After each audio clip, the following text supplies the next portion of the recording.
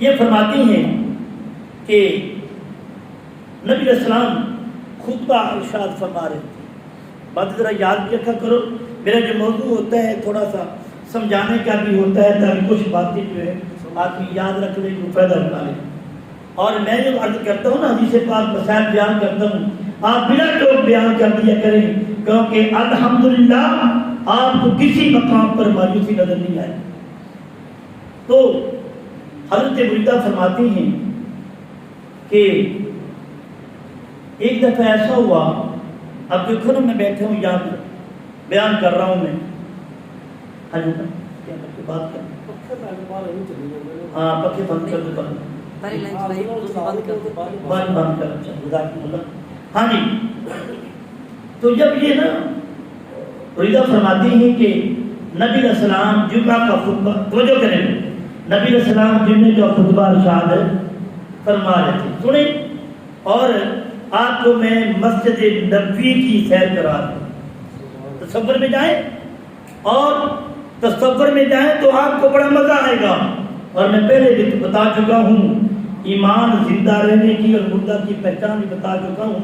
دوبارہ قرآن کی آیت پڑھ رہا ہوں میں، الا بذکر اللہ تطمئن القلوب. اللہ فرماتا ہے میں نہیں کہہ رہا، جس نے ہماری مشین بنائی ہے، جسم بنایا ہے، کہ میری یاد سے دلوں کو کیا ملتا ہے؟ سکون ملتا ہے. اگر اللہ کا قرآن، نبی کا فرمان سن کر دل کو سکون نہ آئے تو یوں سمجھو کہ دل تو ہے، ایمان تو ہے، لیکن مردہ ہونے کی کمی ہے. حدیث پاک سب ہو جائے گا سر. اب تصور میں جائیں کہ مسجد نبی ہے، یار کیوں پریشان کرو، چلا دے پکے یار. ہاں جی، عرض کر رہا تھا میں، اس حدیث پاک کے راوی حضرت بریدہ ہیں. اس حدیث پاک کے بعد سے میں آج سے یاد چاہوں گا، میں حدیث پاک تھوڑی سی پوری پڑھ دیتا ہوں تاکہ آپ کو تھوڑا سا ایمانی جو ہے وہ سکون ملے. بسم اللہ الرحمن الرحیم.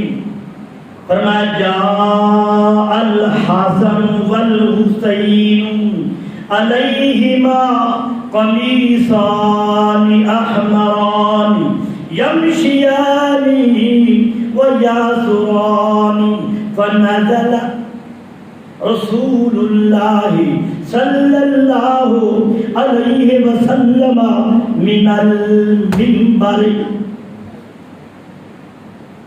فحملها فوضعهما بين يدي او كما قال النبي صلی اللہ علیہ وسلم. اب میں نے عرض کیا ہے آپ کو میں مسجد نبی میں جا رہا ہوں. حضرت بریدہ راوی ہیں، فرمایا نبی علیہ السلام جمعے کا خطبہ ارشاد فرما. کس کا خطبہ بھی؟ آپ تھوڑا سا نگاہ کریں گے پھر آپ کو ہو سکتا ہے کہ یہ دعا تصور میں جائیں. اللہ جیتے جانتے آپ کو ممبر رسول دکھا دے، اس کا میں تذکرہ کروں. فرمایا کیا ہے حدیث پاک؟ فرمایا حضرت امام فرمایا نبی علیہ السلام جاء الحسن والحسین. فرمایا نبی علیہ السلام آپ منبر پر جلوہ گر تھے، اللہ کا ارشاد فرما رہے تھے، دینی مسائل بیان فرما رہے تھے.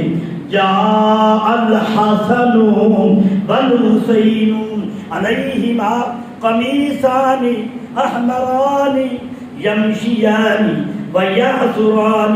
حضرات گرامی، نبی علیہ السلام منبر پر بیٹھے ہیں، حسن و حسین باہر سے آئے. آپ نے جناب سرخ رنگ کی قمیض دونوں نے پہنی ہوئی تھی. امام حسین نے بھی، امام حسن نے بھی سرخ رنگ کی کیا پہنی ہوئی تھی؟ قمیضیں پہنی. ہمارا قمیصان، یہ بچے تھے، ان ساڑھے تے حال ہے گئے کہ تھوڑا جب بچہ اس طرح تھوڑا چل پھر جائے نا، این دبکا مارنے تو پیشاب نیچے نکل جائے. تو تھوڑا سا کوشش میں کرتا ہوں بچوں کی اصلاح کی، لیکن انشاءاللہ ملیشیا کا صدر کون سا ہے؟ اب آپ بولو کہ کیا نام ہے اس کا بیٹا جو بڑا مشہور ہے اسلام کے نام سے؟ ہاں جی ہادی مادی. اچھا ان کے بارے میں یہاں پر بچوں کو پڑھا رہا تھا تو ایک دوست آیا وہاں کے رہنے والا, کہنے لگا کہ صاحب میں آپ پر بڑا خوش ہوں. میں نے کہا کیا ہو گیا؟ کہنے لگا وہاں پر بچے مسجد میں جاتے ہیں نا, وہ علیحدہ جگہ بڑی ہوتی, وہاں پر بچے کھیلتے ہیں, نماز کا ٹائم ہوتا ہے نمازیوں کے ساتھ نہیں ہوتے وہ, کیونکہ شرعی حکم ہے کہ بچوں کو ساتھ جو بے سمجھ ان کو ساتھ نہ لائیں.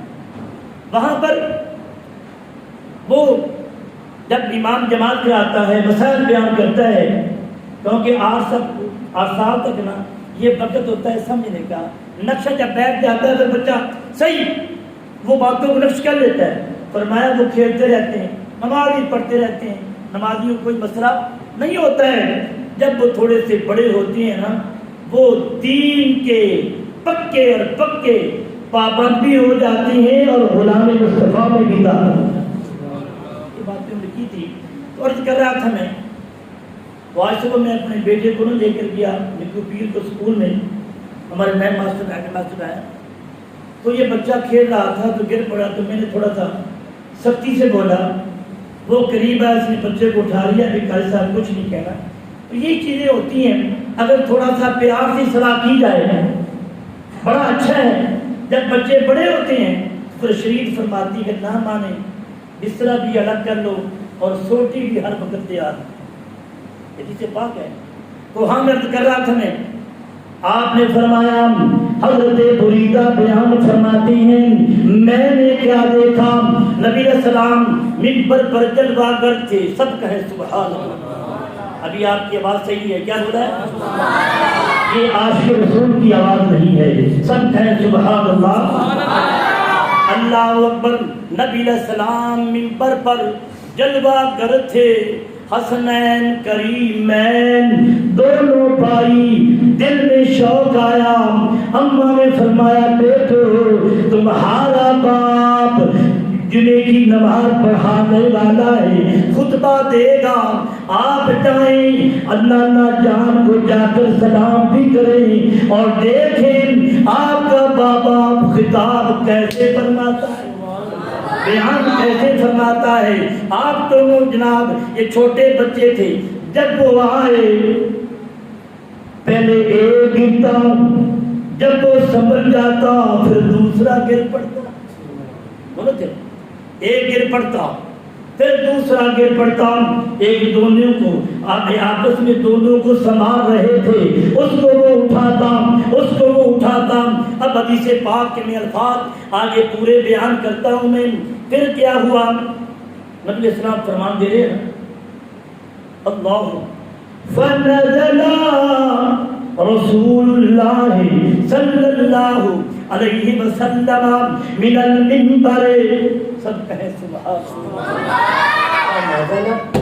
منبر فنزل اس سے نیچے آ, نازلہ کا معنی نیچے نزول کرنا ہے, نیچے آئے. پھر کیا ہوا فحملها فوضعهما بین یدیہ. نبی علیہ السلام نے اپنا خطبہ چھوڑ دیا, اپنا خطبہ جناب چھوڑ دیا. فنزل منبر سے نیچے آئے. پھر کیا ہوا, آپ وہاں سے گئے, صحابہ کرام بھی حیران ہو گئے.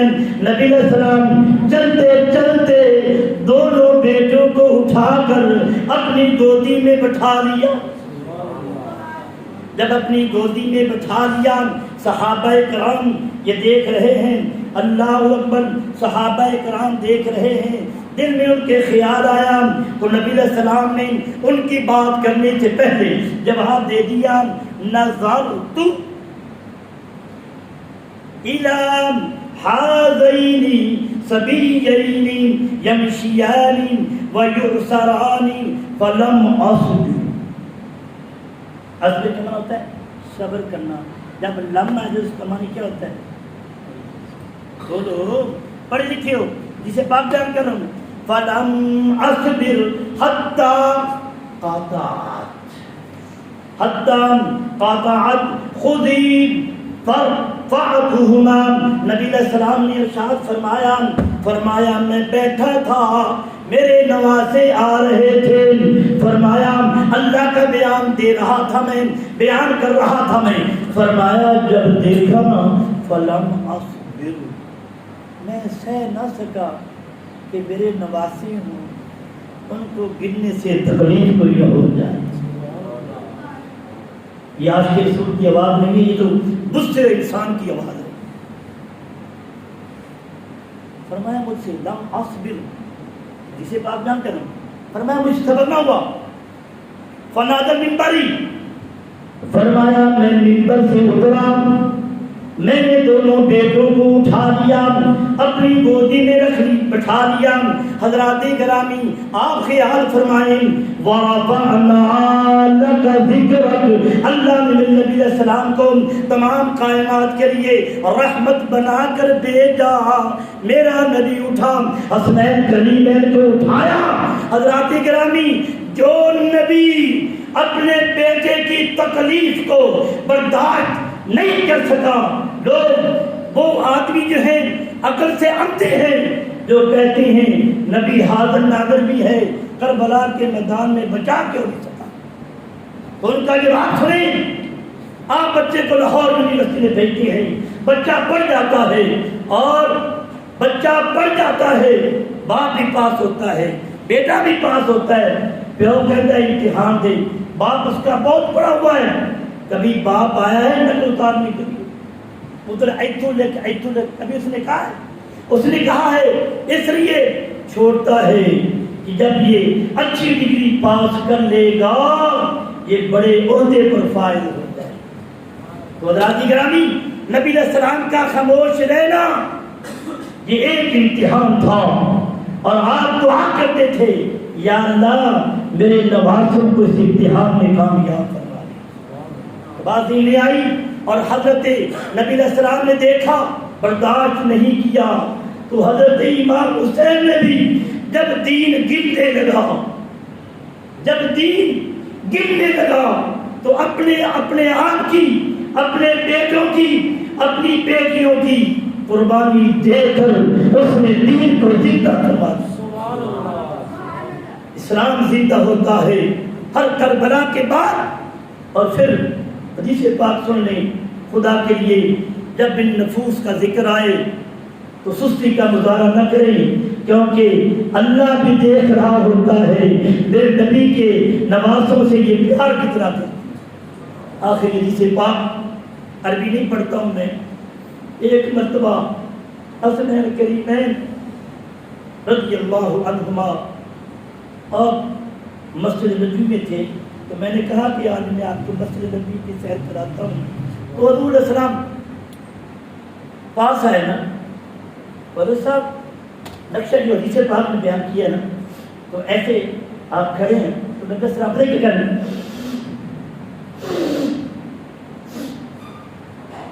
لوگ پوچھتے کیا ہے، فرمایا یہ میرے جنت کے پھول ہیں. حسنین میرے جنت کے کیا ہے؟ پھول ہیں، اور جنتیوں کے جوانوں کے سردار ہیں. تو حضرات گرامی نبی علیہ السلام نے فرما دیا جب میں دنیا سے جا رہا ہوں تمہارے پاس دو چیزیں چھوڑ رہا ہوں، ایک قرآن، دوسرا میں اپنی اہل بیت نے اپنے سر کو، تن کو جدا کر دیا تاکہ دین مصطفیٰ پر کوئی آنچ نہ آئے. اگر سب کلمہ پڑھ لیں لا الہ الا اللہ محمد رسول اللہ، اگر ہم زبانی منافقت ہوتی ہے دل سے اور زبان سے، اور یہ کیا ہے ابھی چپ کر کے ساتھیوں، یہ منافقت ہے. منافقت کی دین میں کوئی گنجائش نہیں ہے. اگر حسینیت پر قائم ہو، جہاں پر دین پر نبی کے نام پر کوئی غداری کرتا ہے، حسینیت جو ہے وہ آ کے للکار کا سبق دیتی ہے. حضرات گرامی اللہ کی بارگاہ میں دعا ہے جو میں نے درس دیا ہے اس پر عمل کرنے کی توفیق عطا فرمائے. اگلا جمعہ اس پر میں نے کوشش کی ہے کہ حضرت امام علیہ السلام کے حضرت امام حسین رضی اللہ